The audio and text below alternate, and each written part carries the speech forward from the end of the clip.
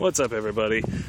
Just wanted to go through and give kind of a progress video on my Street Fighter build. It's a 1994 CBR600F2, in case you can't see. Basically, it's far from a finished project, of course, but this is what I've done so far.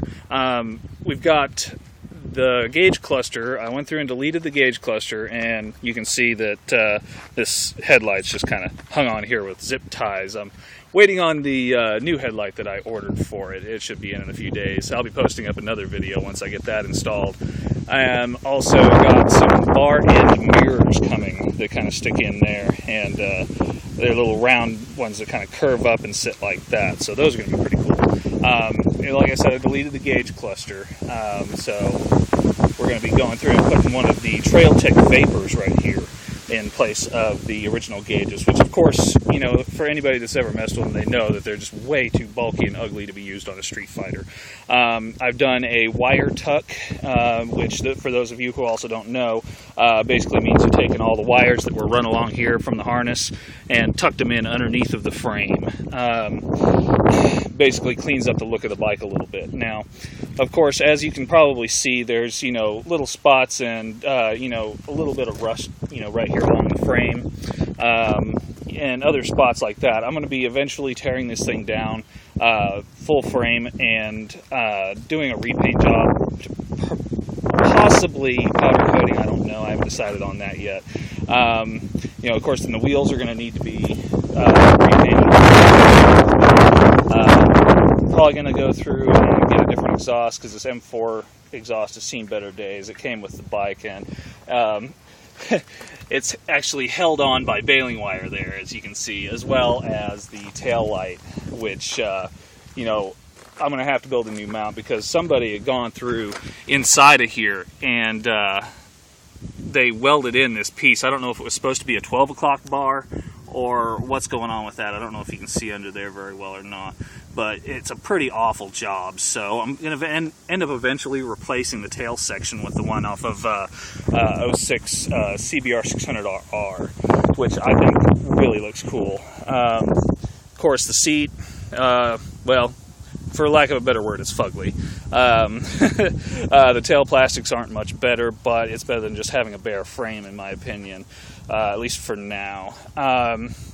But, you know, all in all, I think that with the amount of money that I've invested in it so far, which is practically nil, I think it's going to be a pretty decent little bike. It runs well. It rides fantastic. It's got a brand new set of Michelin Pilot Power 3s, so, you know, it sticks. The only qualm I really have with it as it sits right now mechanically is that the front brakes are just awful. I mean, they're just really terrible. You really have to squeeze on the brake to be able to get any kind of stopping power out of it at all. Of course, it needs fork seals done, obviously, because apparently somebody had been hoiking mingers on it, and they really banged up those fork seals. It's not looking good there. So, you know, of course, that's anybody that's ever done them knows that they're a pain, but it's going to have to be done on this one. So, you know, of course, that's going to be a priority. But yeah, pretty much, you know, as far as it stands, and the ridiculously little amount of money that I put into it, I think that it's a pretty good deal. My friend actually got rear-ended on it, and the insurance company totaled it because, of course, the cost of the plastics and, you know, some of the other things that it would have needed to put it back the way it was would have been more than the bike was worth to begin with. So he was like, you know, if you want to come up here and pick it up, you can just have it. So I was like, okay, sweet. My original intention with it was to use it as a parts bike to rebuild my F3, but something happened with that. Turns out somebody went through and stole my F3. You know, not too long after I got this one to start working on it with it. They went through and I guess loaded it up in the back of a truck. They caught the people. They still had it in the back of the truck, like a couple of idiots. I don't know what they were thinking on that, but they caught them and they recovered the red bike and you know, from what I was told by the guy at the wrecker yard, it's nothing but a frame, a front wheel, and a motor, which really sucks. That upsets me pretty badly. But, you know, it happens. I really love that bike, and that was the one I was planning on fixing up. But now, I guess it's just going to have to be this one, which, you know, in all actuality, it may not make as much power as the F3 and all that, but it seems to have more power down low in the RPM range, which makes for fun wheelies. But yeah, so that's where we sit. I'm going to go ahead and fire it up just so that y'all can hear what it sounds like when it runs, because you know, for as old of a bike as it is, it really doesn't run bad at all. You know, it's a Honda, so you know they're really hard to kill, and I think it's going to be a pretty fun bike here. So let's give her some fire.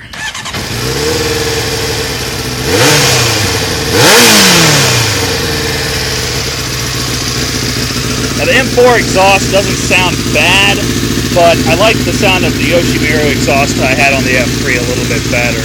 But you know, obviously that was gone whenever they stole the bike. So that's where we sit right now. So you know, I'm gonna keep posting. I'm going to keep posting progress videos as I go along, and you'll get to see how the bike comes along. It's come a long way since I got it, and it's going to come even farther along as I continue to work on it. So that's where we stand. Thanks for watching, guys.